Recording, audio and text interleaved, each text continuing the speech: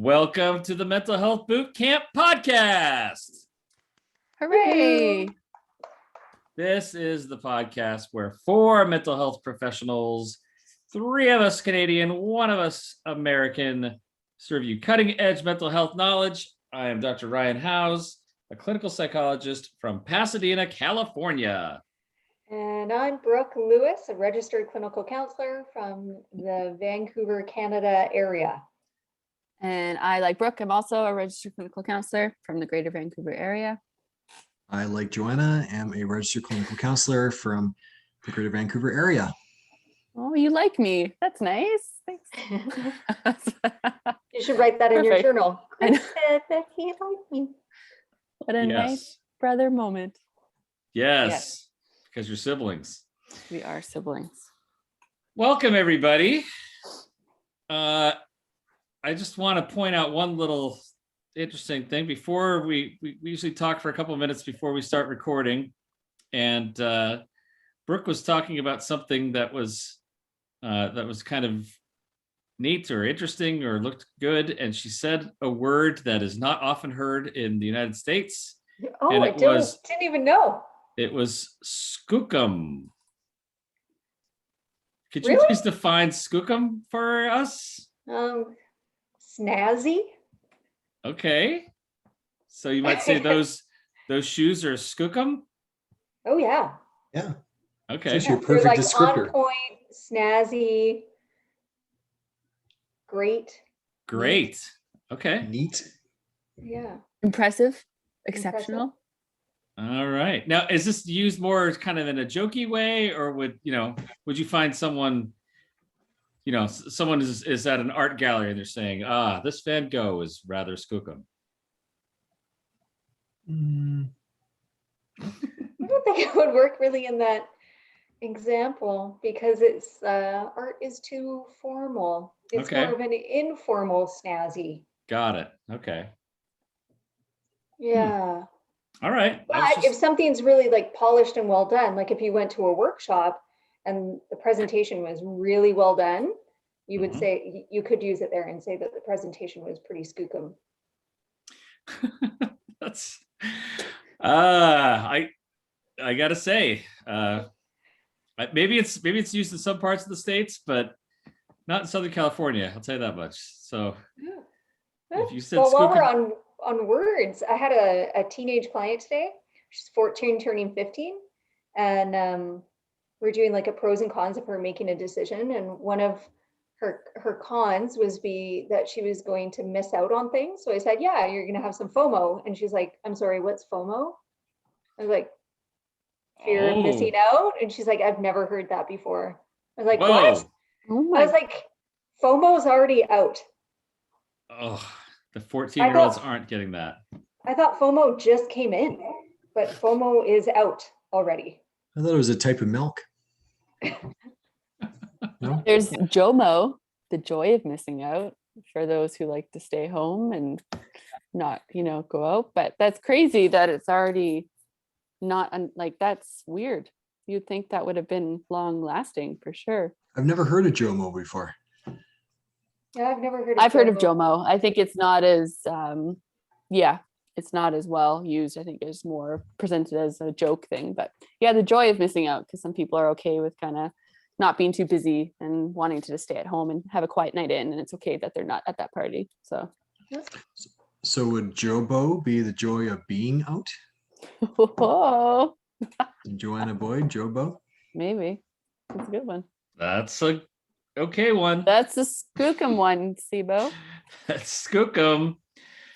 Speaking of snazzy and skookum, we've got a little different format here tonight. What we usually do on our podcast, if you've been a listener for all 40 episodes of the podcast, we are now at 40. Can you believe that? 40. What we usually do is one person picks up a topic and ambushes the other 3 with them. Sometimes that is just a whirlwind of information, and everyone's just spewing all sorts of great data, and other times it's about most of the toxic time. masculinity. Yes. But tonight we decided to do something different. If you've been listening for the last few weeks, you would know that we decided to read a book together called Together. The book is Together. And we are going to do a little book club on that tonight. Together by Dr. Vivek Murthy, the Surgeon General of the United States, wrote this book. And we've all read it now. And we're going to share some thoughts about it, our opinions, what we agree with, what we disagree with, whatever there might be. So this is our very first book club. And then at the end of the podcast, we're going to tell you what the next book will be in like 5 weeks, right? Book right. Perfect. Book club. It's Book club. time for book club. Oh, I should have done a different jingle for that. I just did it. We're good. Yeah. Book club. It's done. Okay, no. Next time, Ryan, Oh. we could have it'll be an excuse for you to get out the guitar. Can you do it again, Joe, but a little louder this time? Book club. Book club. It's time for book club. All right. I great. am not sorry. Yes. I'm gonna put that to music and we'll see how it goes. Oh, please don't. All right, it's time for the book club. So, all right, where should we begin? Yeah. So what did you guys think? Who wants to go first? Did you like it? Did you not like it? Yeah. Not everyone at once. Ryan? I very much enjoyed the book. I thought it was great hearing from Dr. Murthy. I like the way that it actually was formulated. He went around the United States, did a little listening tour to people, trying to figure out what sort of health challenges and issues they were experiencing, and they were talking about kind of the usual things: drug problems, smoking, weight concerns, all of that. But he kind of listened beyond that and tried to see, well, what's at the root of some of this, or what are some common themes? And that's where he discovered that it was that loneliness is kind of an epidemic in the United States. I would imagine Canada as well, probably other parts of the world. And he discovered that, gosh, there's just this problem with people not having those close connections and those resources that they need, and that just contributes or makes even worse some of the problems they are already experiencing. And so just the fact that he just spends the whole book kind of outlining what the problems are with loneliness and what we might be able to do about it. I found it a really engaging book. It's a little long. I listened to the book on Audible, and it's about a 10-hour listen. But honestly, I was never bored. It was very engaging. It kept me very interested.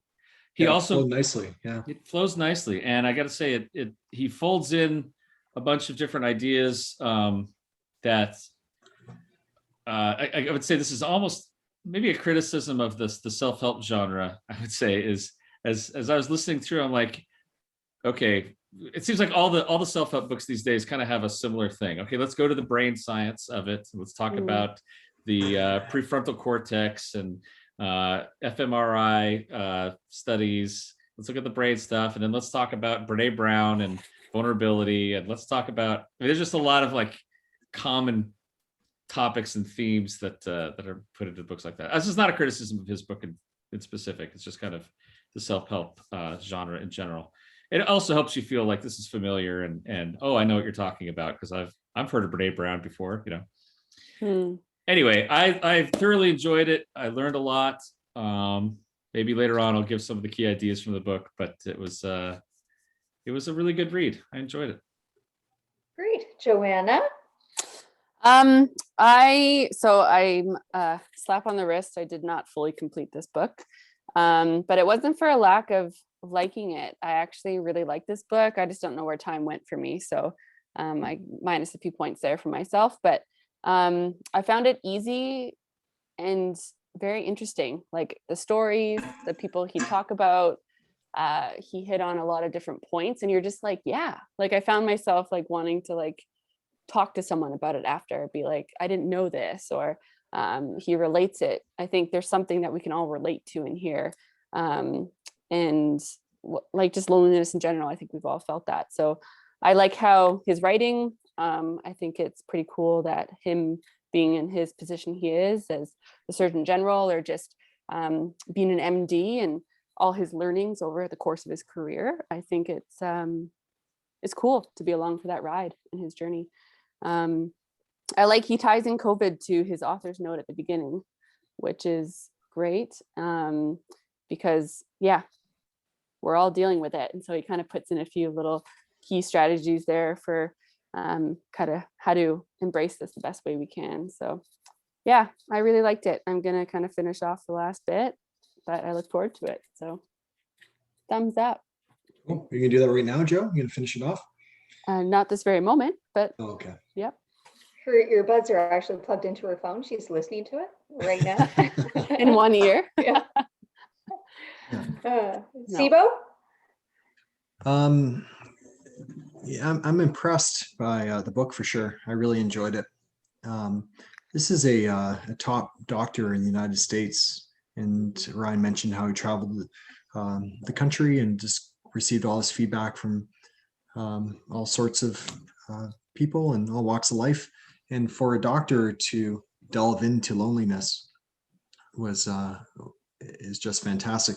Usually doctors, of course, they abide by the medical model, and usually they focus more on physical conditions. So for him to be open to hearing those stories as well as exploring it, there's a lot of research and data out there. I think we all read quite a few books and research, but definitely some studies I did not know about. Mhm. And so for him to conceptualize it as a medical doctor and the comparisons to some of the physical conditions, I thought was great. So I liked how he laid it out. I also thought it was very practical. So I felt kind of excited at the end. I was telling Brooke that, it'd be kind of fun to initiate one of those ideas in our community and see if that has an impact in regard to people's well-being, physical and mental well-being. So I think Ryan has been working on some notes, and maybe we'll break down some key ideas and we can all jump in there. Mhm. But I'm looking forward to sharing some of those practical ideas tonight. And there's an interesting thing I noticed. I don't know if you guys noticed this yourselves, but maybe it's by virtue of him being an MD and also kind of he's in the government. He works for the government here. It's kind of a big policy and those sorts of things. The interventions he talked about were about systemic changes, like forming groups or forming clubs, or facilitating these programs and things that might help people fight loneliness.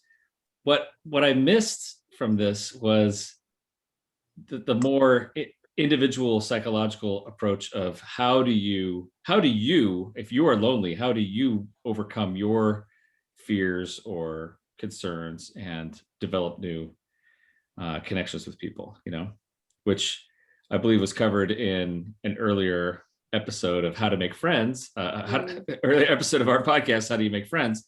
But he didn't really go there, which I thought was kind of interesting, True. Mhm. Yeah, we already figured that one out. That's probably why. Yeah, right. We figured it must out. have heard our podcast. Knew it was already done. It's a complex issue, and it's something that I face with clients, all the time. How do I actually overcome my own loneliness and connect with people? And there are a lot of individual issues going along there, but I just thought it was kind of interesting. He didn't really touch on that part. He just said, let's get communities to do outreach and build some of these systems that'll help people connect, which I agree with. Do you think there is a bit of like when he talks about self-awareness and self-compassion and things like that building on that could help? Or 'cause Sure. I could also see, I agree that there's not a step by step, but even his talking about technology or just talking about individualistic culture, different things, you're almost like, I'm understanding a bit more of loneliness if I feel it, and I think that is really helpful in itself. I just think there's a lot of interest, like good food for thought. And I think this is actually a really important first step I could see for people in terms of helping themselves with Mhm. loneliness. So I So definitely, absolutely, anyways. yeah. I Go agree ahead. that I think that there's a lot to be said. I think a lot of people will read this book and realize, read this book for whatever reason, and then realize, oh my gosh, I'm lonely. They don't even know it themselves. And then seeing a lot of the Yeah. things that are in place with the digital stuff and all of that might be problematic. I just know, again, clinically speaking, and this isn't, a psychology self-help book in this way, but I just know that there have been a lot of people through the years who've been like, I don't know how to make friends. What do I need to do to I'm lonely and Mhm. I can't seem to be able to connect to people. I don't know how to do that. So there's just Mhm. some part of that, and that's just, True. hey, Totally. it's a big book. He covers a lot of stuff. You can't cover everything. Yeah. No. Brooke, what do you think? I also liked it. Yeah, I'm with you guys. I liked it. I thought it flowed well. I liked his integration of stories. I like the stories were diverse. They weren't all one walk of person, which I thought was really important as well. It was a variety. And yeah, I like that it was interwoven with enough education, but it made it accessible for readers. You would think I get tired of hearing people's stories given what we do for a living, but I never do. I never do. So I am really drawn to books that are a bit more storytelling or memoirs. So this was nice middle ground to have some information interwoven with stories to accentuate what the lesson is or the point he was trying to make. Yeah, I thought it was pretty easy to read overall, which is good. And I thought it flowed nicely. So that's good too. Yeah, overall liked it. So just a side note though, for listeners, Joanna and I read the book. And then Chris and Ryan listened to the book. And I listened to part of the book and he narrates the book, right? It's actually him. So easy read, but also easy listening. So depending on your choice there. Yeah. Yeah, it's kind of neat when the author does narrate the book, of course, through intonation and the storytelling. Obviously, he's a little more illuminated when it's his story. Yeah. But definitely an authenticity there. And I think the guy lives his values, and just him talk about his family as well. Like, not easy to bring in those personal stories, but definitely appreciated it. Yeah. I've listened to a lot of books in the last few years since kind of getting on the Audible audiobook sort of thing. And there have been a number of authors who I think really want to read their book, but they just don't have that, whatever that little talent is or skill to bring their book to life. And Murthy really does. He does a great job with that. And yes, a lot of the stories, as you talk about the storytelling, he's telling stories about other people's lives and things that happen with other folks, but he's telling his own story as as an Indian American, right? Who his family, he felt lonely a lot of times in his own past, and talks about his times on the playground as a kid, and different things that he experienced, some sort of discrimination and kind of being left out. And it's very, very vulnerable. He walks his talk. You're right. I agree. Yeah. He also spent some time in Canada, which was kind of cool to hear too. Where was he? He was on the east coast of Canada. So I think his dad was a medical doctor as well. Oh, that's right. Yeah. And they moved to a small town and made those connections. Obviously, it was tough at times, I'm sure, but because it seems like his parents really lived their values as well and were very compassionate and other-centered. So by them caring for the folks in that town, they in turn cared for them. So it was kind of neat to hear how that kind of played out. Mm-hmm. Yeah. So Uh-oh. What oh happened? No, they both froze. They both What? froze. Oh, there we go. are we back? Now you're back. You're back. You both froze there. Just after so, and Yeah, then we got everything nothing. froze. I was gonna say, Ryan, I'm stealing your job tonight by moderating a little bit. Oh, it's fine. This is egalitarian. Go right ahead. Okay, sounds good. So then what do you guys think are some early takeaway points? I know, Ryan, you were very prepared, made some notes. I had good intentions too, but they turned into good intention notes, which means I didn't do that. But yeah, just like pieces that you think would be valuable for readers, like the takeaway points that would be like little nuggets for them, or the areas that would be impactful. Just curious there. I would jump on a little bit, piggyback on what Ryan was talking about just now, but like the understanding, like how the individual and how do we break free of that loneliness. But I think by him, part of this book is going to go over the evolution of loneliness. Why do we feel lonely? What is the purpose and function of loneliness?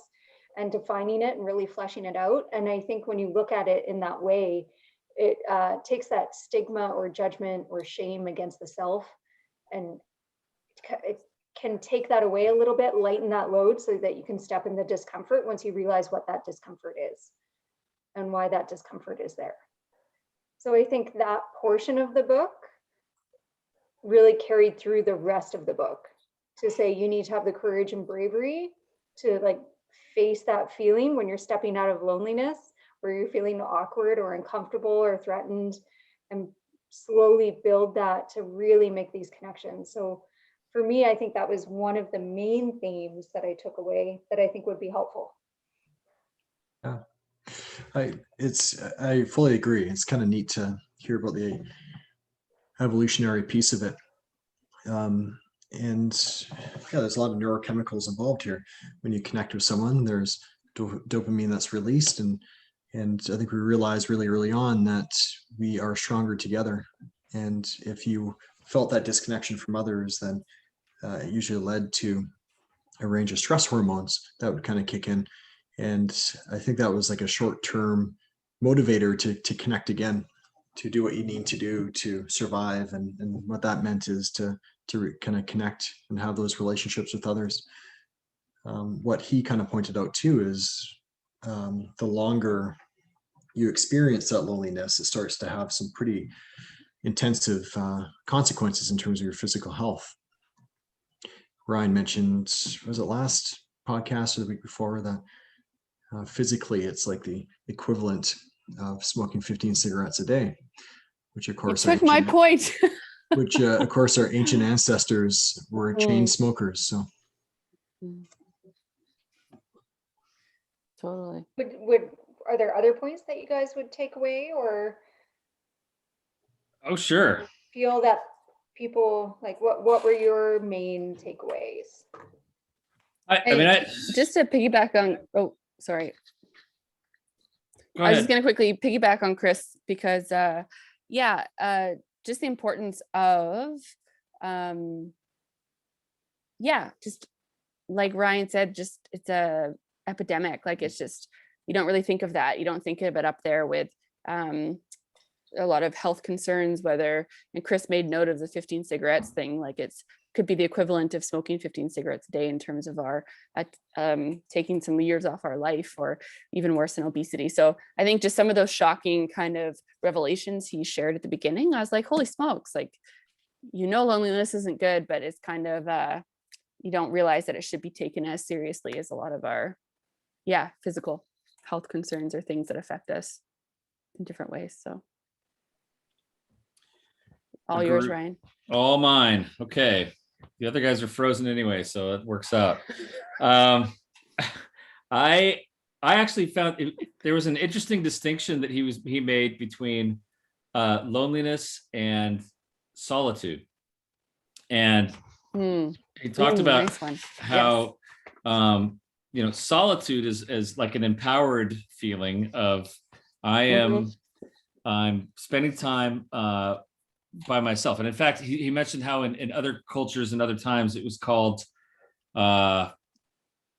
oneliness. That's right, oneliness. Solitude is called oneliness, which is seen as a good thing. Great, you're going to go connect with yourself. You're going to understand your values better. You're going to understand who you are. Kind of get in touch with yourself. Good, that's a good thing. And it's interesting that he even talks about how paradoxically, solitude is actually one way to help you fight off loneliness. right? Because when you actually are able to be alone and feel comfortable with that, kind of enjoy your own company, then being alone when you don't have people around you and you want that, you kind of build up resilience to that. Definitely. You learn to feel And better even about it. for sure. So it's almost like just because someone's by themselves doesn't mean they're lonely, right? They could be enjoying that solitude, seeking solitude. And yeah, a lot of people enjoy that. So I think that's a really good one for sure. I have a quote. You ready? Yes. Here we go. A quote from the book. Solitude allows us to get comfortable with being ourselves, which makes it easier to be ourselves in interactions with others. That authenticity helps build strong connections.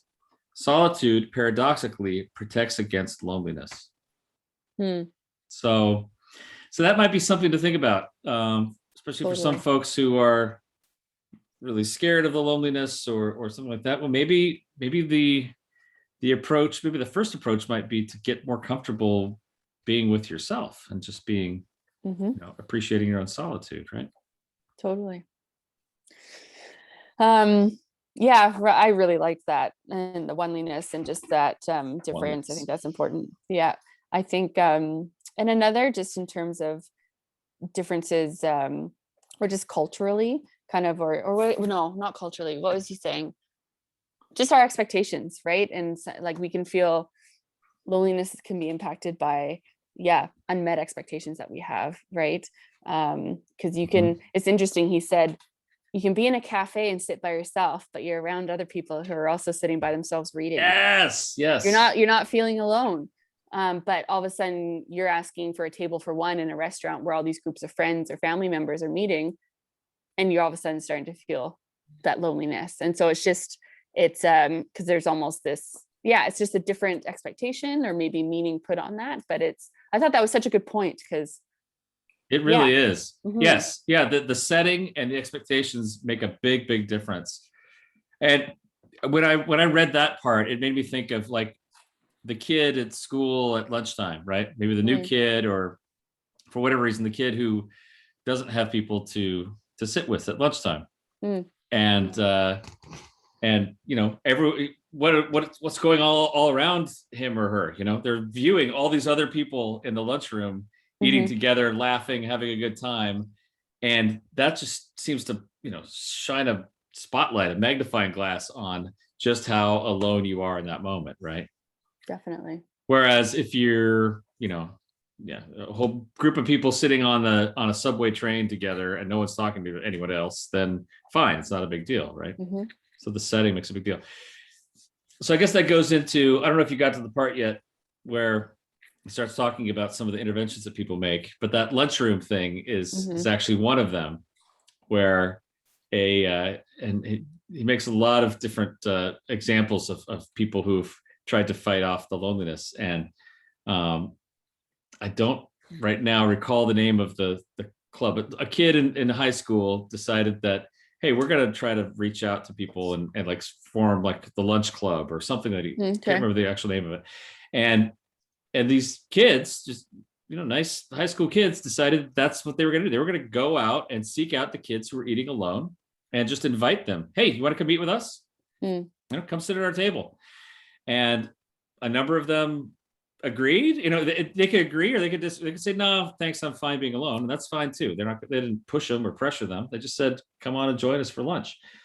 And as they did that, the group grew and grew and grew, and they kind of spread their philosophy around of, hey, you don't have to be alone if you don't want to be. Let's someone's going to reach out to you and make it a more popular thing.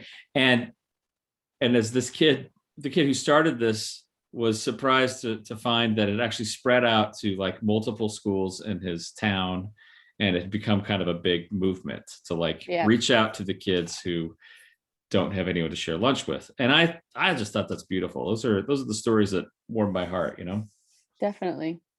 There's that one, and I feel like Chris will want to talk about this one, so I'll wait for that. But even I think there was talking about, it's just connecting. I don't know, talked about the mayor. I don't know if it was of some town, but he talked about kindness is after in honor of his daughter and trying to spread kindness. And I was down here Joe, that was it? Anaheim, California. There you go. The mayor of Anaheim decided to run on a campaign of kindness. Yeah. Let's make our city a kinder city. Mhm. And what happens?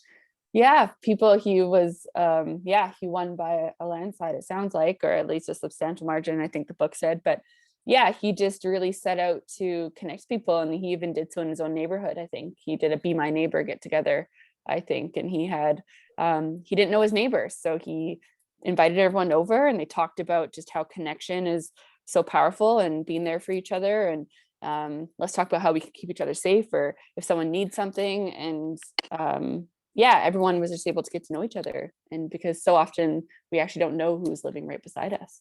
And it's, Oh, hello.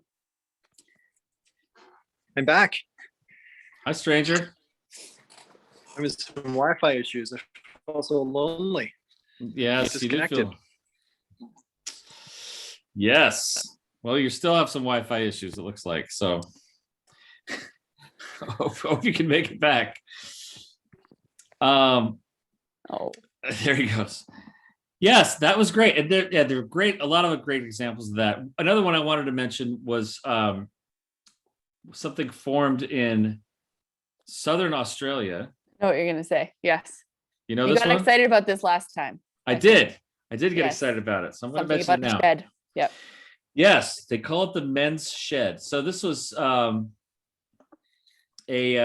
woman whose father had just retired, and she noticed that he was getting kind of depressed after retirement. Didn't really have much to do, much of a purpose, and she volunteered him for like a Meals on Wheels program, and then volunteered him for a like a community police volunteer program. She just this daughter is really trying to get her dad involved and engaged in the community, which is great. And then they kind of happened upon this other idea, which was to form this this community called the men's shed, which is just like a little warehouse, a little space where men, usually of retirement age, would come and bring their tools and build stuff. They would just build things. And there's one rule there, which was you can't build things for personal gain. Everything you build in the men's shed, you build it so that you can sell it to help pay for the men's shed itself, for the materials and the rent of the and place the rents, and all that. yep. Yeah. Mhm.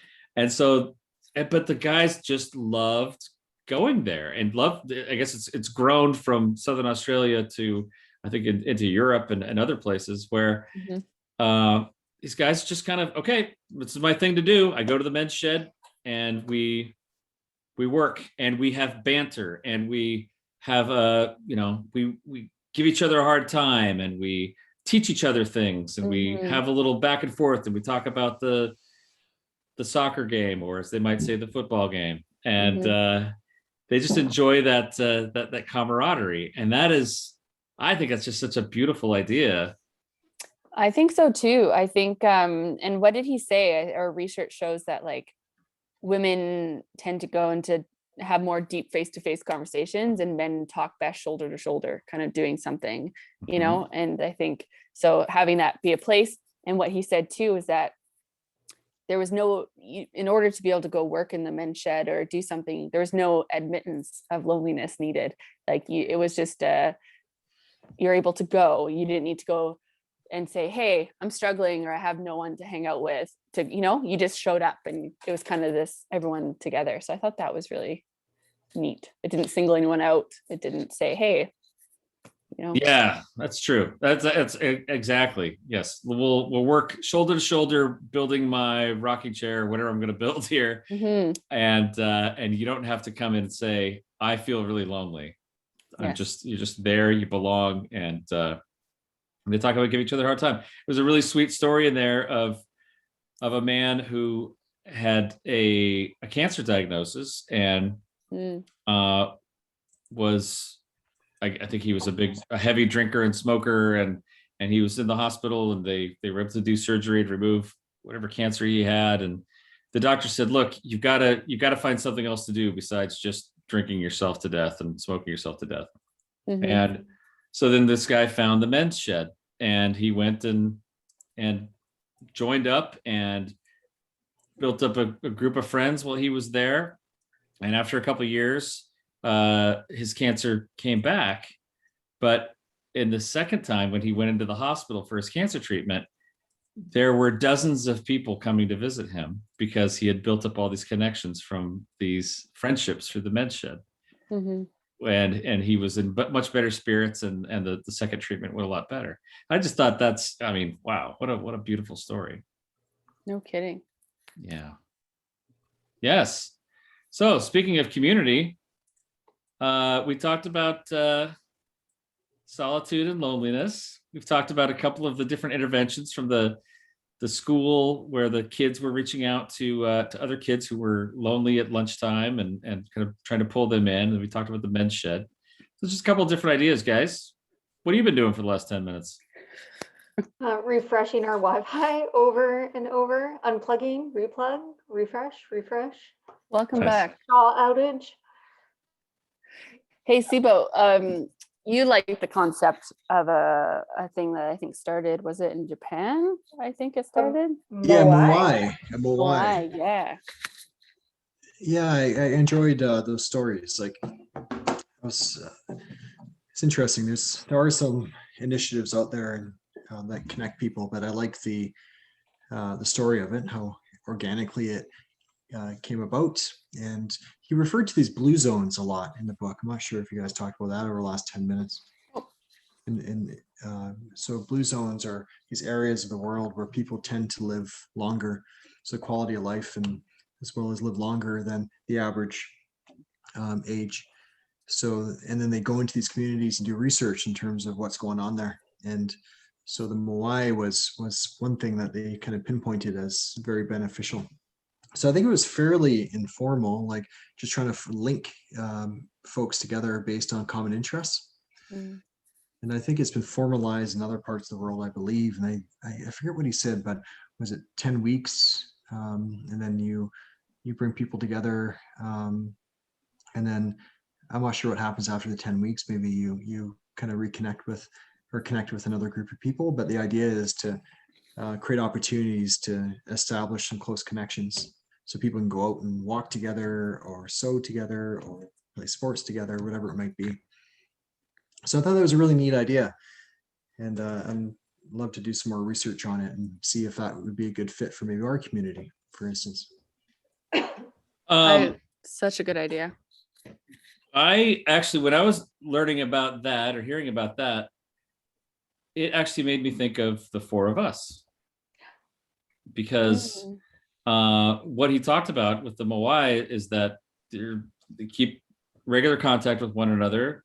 Even he talked about him, really strangely, he talked about his own Moai community as a group of people he met at a conference, and they keep in regular contact via video conference, video chat, and they kind of hold each other accountable to goals, and they, check in with each other emotionally and personally. And I'm like, what are we? That's what we do, right? Mm-hmm. And he noted that they started out as friendships where they would seldomly see each other, but when they did see each other, it'd be a deep connection. And so they figured, like, why not make this a priority? Let's make this plan so we can have more of this. So it was purposeful. Let's connect each month and chat about things and be able to talk about the hard times and good times. And it sounded like that became a big part of, a lot of decisions in their life and having people to bounce ideas off of. So it was, strategic on their part to foster that connection, and it worked out well. I think the four of us do a great job of connecting. Of course, we connect on a weekly basis. We've done this for years, even several years before the podcast started. But yeah, maybe we need to start like talking about our goals and things we want to, what are we striving for? And what, I think that's what he does with his group, right? Yeah, hold each other accountable. Like, yeah. Hey, here's what I really want to do, and let's, So talk we'll do about a that. Moai before we do a podcast. We'll do a Moai meeting and then Sure. a podcast meeting. Well, we essentially do that anyway. We just don't have that accountability piece, Like, what are you working towards? What are you trying to? how are you growing in your life, right? I feel like the past few weeks, it would have been trying to finish the book. Well, really, like the past 1 week, I really only started reading it on Sunday. So What? any spare minute, I'm like, I need to read the book now. I need to read the book. Oh boy. You Yeah, started so- on Sunday and you're done now? I did not fully complete the book, but I got pretty darn Oh. close. I got pretty darn close. I have maybe, I don't know, it's either 40 or 60 pages left out of the 284. So Good job. I probably could have finished it if I neglected my clinical notes today, but I chose to do my clinical notes instead of finishing the book because I will finish the book. But It's yes, probably worthwhile. That's okay. anywho, we are in Hawaii. Yeah. Yeah, Yeah. I love the idea of Moai. So it originated in Okinawa, I believe it was, Japan, and is one of these blue zones that they researched. So really cool idea, practical. Yeah. Something, I'm going to have a criticism here. Hmm. Great. It's not a big criticism, but just something when I was reading it didn't flow as nicely. Which was when he was talking about all the different statistics, when he would get into the numbers, sometimes he would use percentages and sometimes he would use numbers of people. Mm. So it wasn't consistent and it would be in the same paragraph. So a certain percent of people feel this way or that way. And then it would say in a different population, 179,000 people feel this way in this different population, but it wasn't a percentage when he just spoke of a percentage.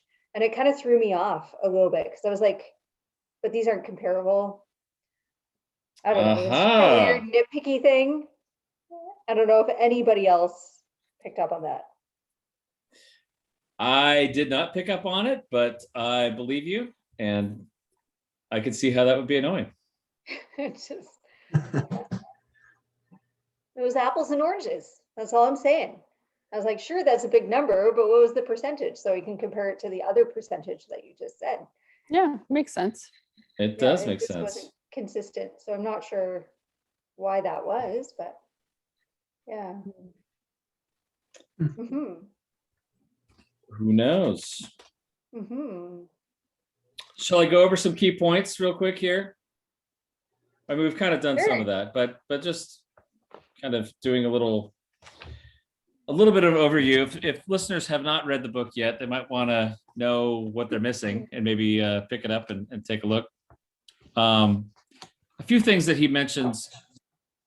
He talks about the dangers of loneliness, the types of loneliness. He talks about dividing loneliness into 3 layers: intimate loneliness, which is longing for a close confidant or intimate partner.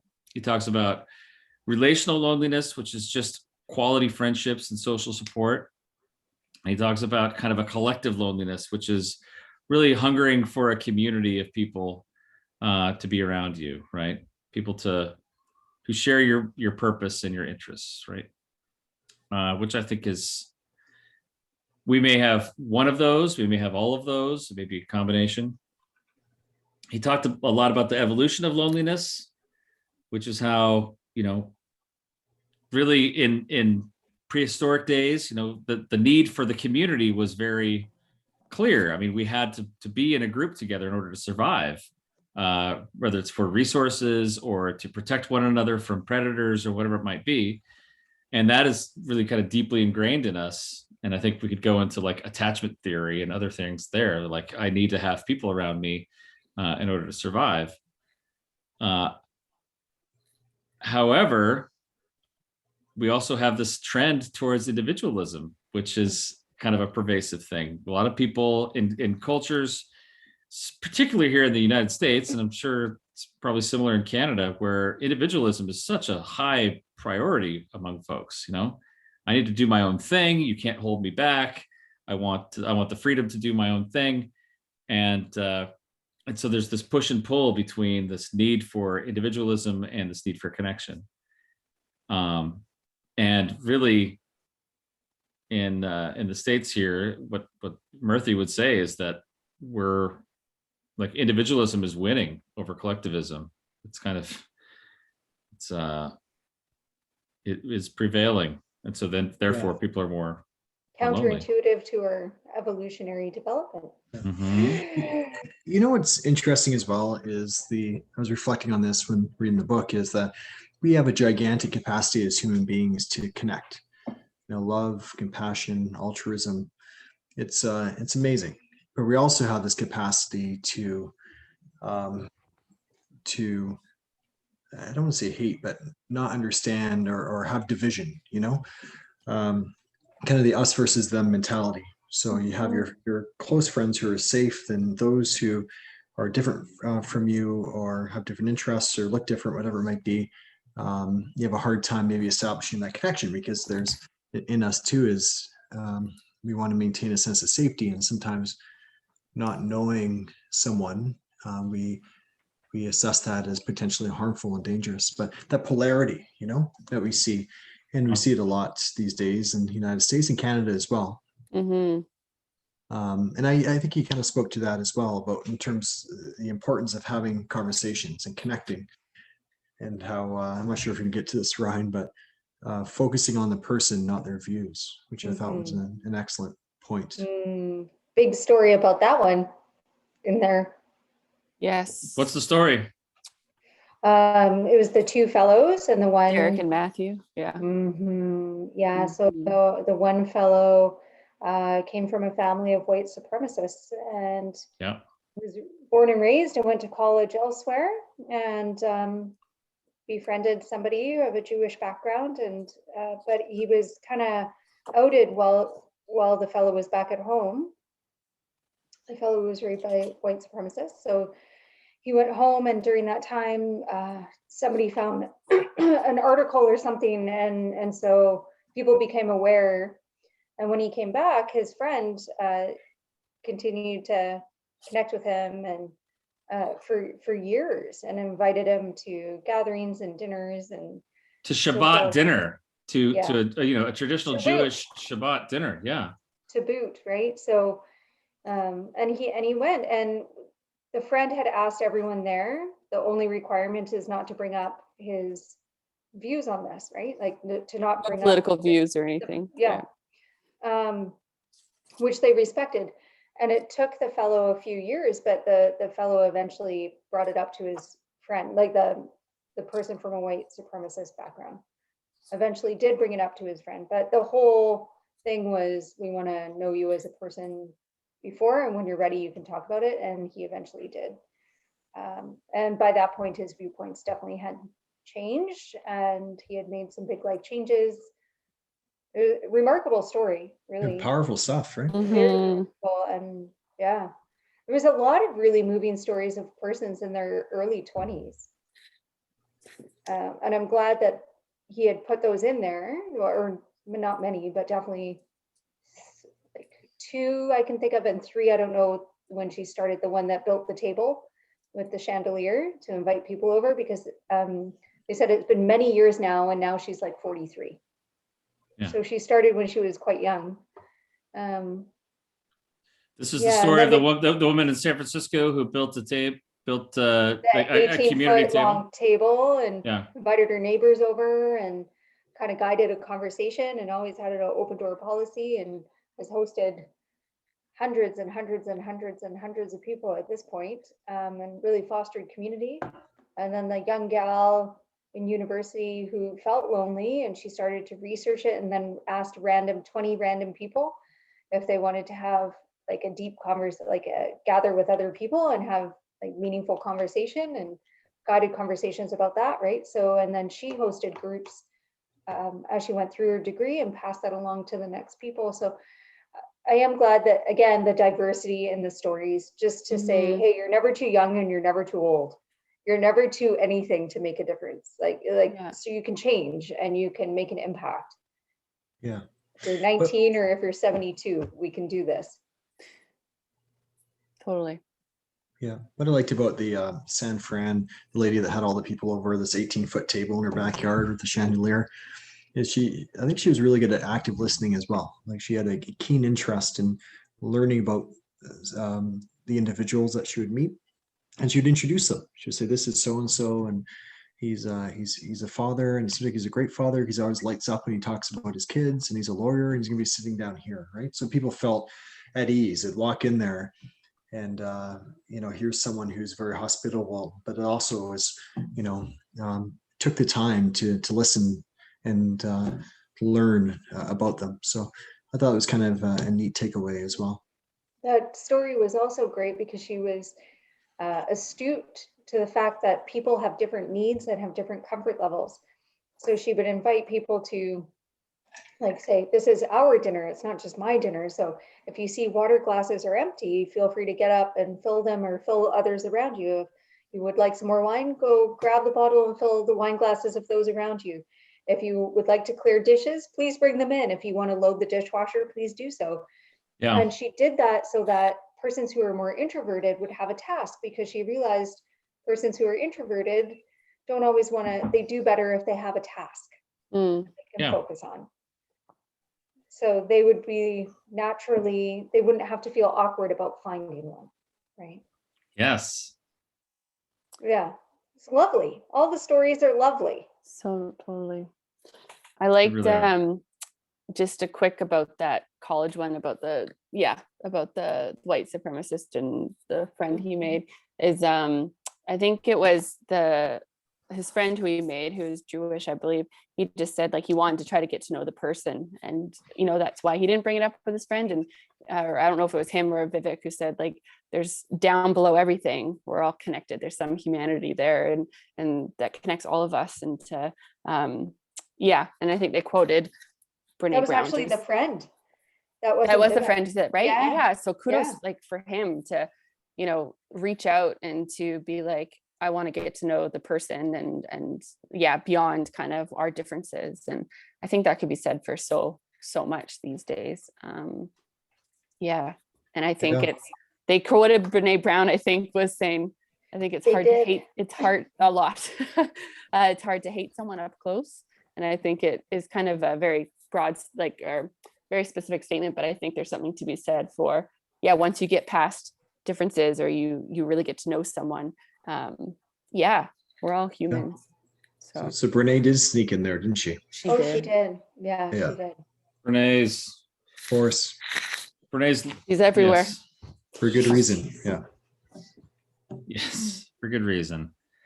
We cut you off. We derailed your summary. Oh no, it's that's quite all right. Quite all right. I just had a couple of other points there. One of them was he talks about 3 circles of connection.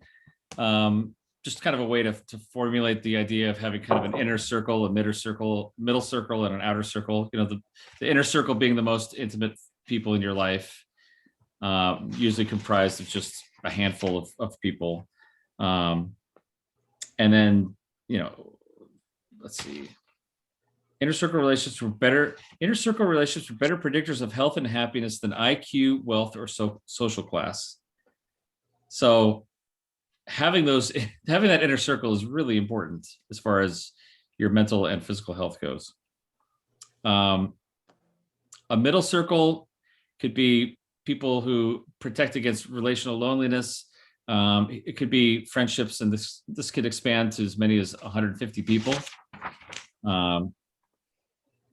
And we develop this middle circle by gathering common interests. And these are your social groups that you might have. And then the outer circle, which is just kind of belonging to a greater community, which could be up to 500 people or maybe even more. Who are the people? You guys belong to Rotary, right? Which is a big deal. You guys got something going on with Rotary this week. Yep. And you're taking care of dozens, if not hundreds of people through this process, right?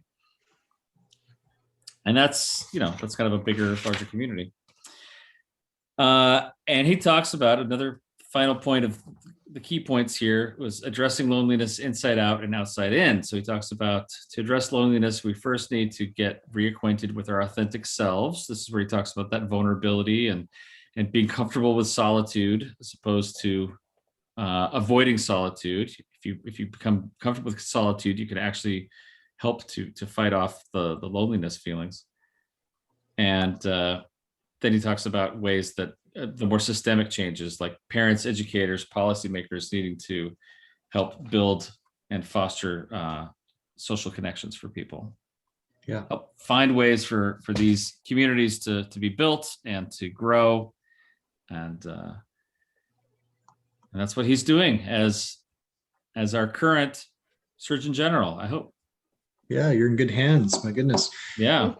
Didn't he also talk, you mentioned Rotary, didn't he also talk about service, Yeah. volunteering and doing something to give other people a boost? Yeah, absolutely. The Yeah, research behind that as well. sure. Yeah, he talked about ways to, Sure some of the ways that help you to feel that sense of connection and have a purpose is to find your cause and find something to kind of contribute to and devote some of your time and effort to. Yeah. Yeah. So I feel that I need to say this, but this book was very Adlerian. How do you mean, Brooke? What do you think, Joanna? Do you agree? Very like talking about like community focus, connection focus with other people. And Yeah, finding a yeah, sense of for sure. belonging is a huge, and social interest is huge. Yeah. Adler was also the first to start group therapy. So but he Yeah. started group therapy as a group, like a social group for persons who didn't have anywhere to go and they didn't seem to have friends. So he would start like, okay, we're gonna all meet on whatever day so that we can all be together and form these connections and different things. Yeah.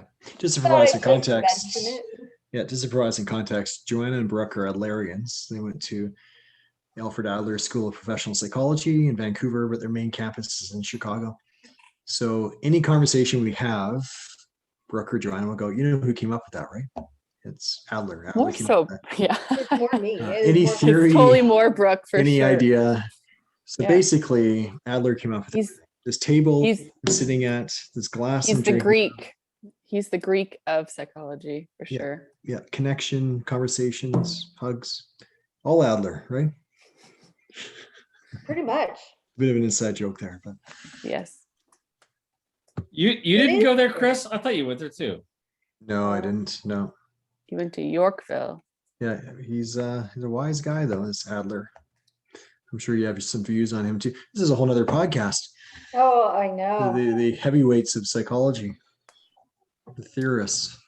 A year ago, I was interviewing Joanna and Brooke for a class that I was Oh, teaching yeah. about Wow. Adler, and it was a great time. We had a great time over the same Zoom link. It's crazy. Anyway, yes, very Adlerian. I think you're right. Adler is very pro-social. What were the Yep. words? What was the word that Yeah, he social used? social interest. interest. Belonging. Social interest. Yes. Yeah. Joanna, I think you're better at saying the social interest word. Gemeinschaftsgefühl? Gemeinschaftsgefühl. Thank you. Yeah. There we are. Anywho, so what would you guys give this out of 10? I will give it an 8 out of 10 because I really enjoyed it. I felt it was very informative and a really nice read. I'll go back to my little point there, though, which my personal little point as a therapist is I wish it helped guide people a little more to how do you overcome your own loneliness in a more pragmatic kind of step-by-step way. Yeah. That's all. Okay. The number Joanna? that popped in my mind. Oh, sorry. Go ahead, Chris. Number that popped in my mind was actually 8.1. So very much aligned with Ryan. But you know what? I think he owned it. He's a surgeon general. He is a medical doctor, and this is his domain.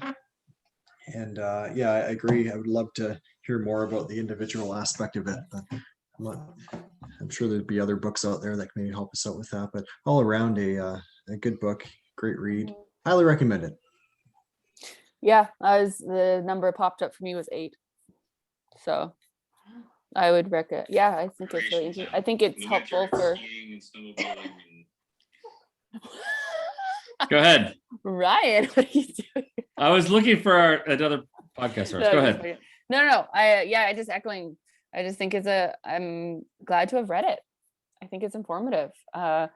And I think it's just a good book. Not, it's on one end, if you don't want something that is too self-helpy and it's just more, talking about loneliness and really kind of making you think, and a lot of different stories and things to relate to for yourself and to think about. I thought it was great. So it's not like, hey, here's a book about psychology and counseling.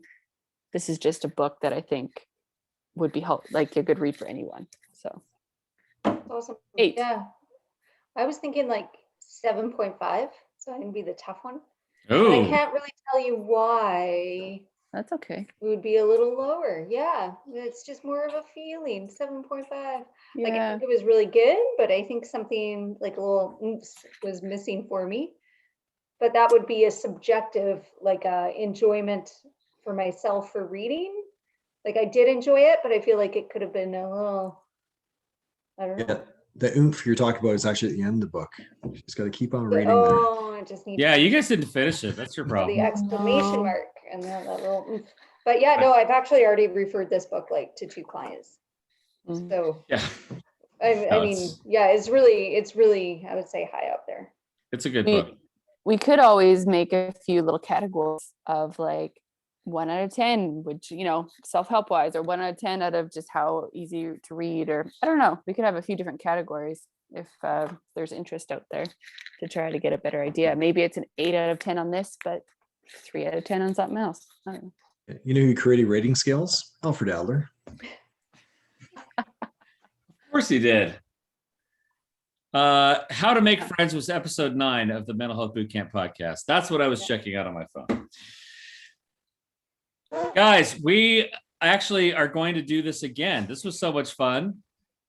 We're going to do it again in a full cycle of our ambushes. So 5 weeks from now, it will be another time to do a book club. And anyone want to announce the book club with the book show selection? Do you know? Sure. So we're going to read, it's called The Gift by Edith Eger. Eger. So Eger, Edith, and last name is Eger. All right. And what's that Yeah. about? Why should we be studying this one, Brooke? Yeah, so Edith, she has a PhD in psychology. She's a survivor from Auschwitz, and she knew Viktor Frankl as well. So she works in the field. She has 2 books. The first one is called The Choice, and The Choice is more about her story. I'll probably read that one as well because it's probably a bit more memoir-y, which I really enjoy. And then The Gift is more about lessons of life. So I believe the description said that the worst prison that she's been in wasn't the one that the Nazis put her in, but the one that she put herself in. So the prison of her own mind. And this book was written to try to break free of that. So common negative self-beliefs that people might have, or negative feelings that people have, and how to break out of that. So that's the one we're going to read. That's it. The Gift, Edith Eger. We're going to do that in a few weeks. Hopefully, I'm sure Chris and I will have listened to it by then. I hope you guys will have read it by then. I don't know. Jeez, no, I'm kidding. But we got a month to do it, so it should be okay. Enough time. But that's it, you guys. That's what we got. This was our first book club. Way to go. All I got to say is I think that was very skookum. Right? Yeah. A skookum time that we had tonight. I don't know. Exactly say that. Kind of. Skookum-ish. All right. Well, thanks for listening. Like and subscribe on Apple, Google, Podbean, Audible, Spotify, Stitcher, or YouTube. Send your questions to info@mentalhealthbootcamp.com. Visit us on Facebook or Instagram. Tell a friend or 2 or all of your middle circle of connections. That would be good. And that will do for us. And have a good night. Thank Bye, you. everyone. Bye-bye. Everybody. Bye. Toodles.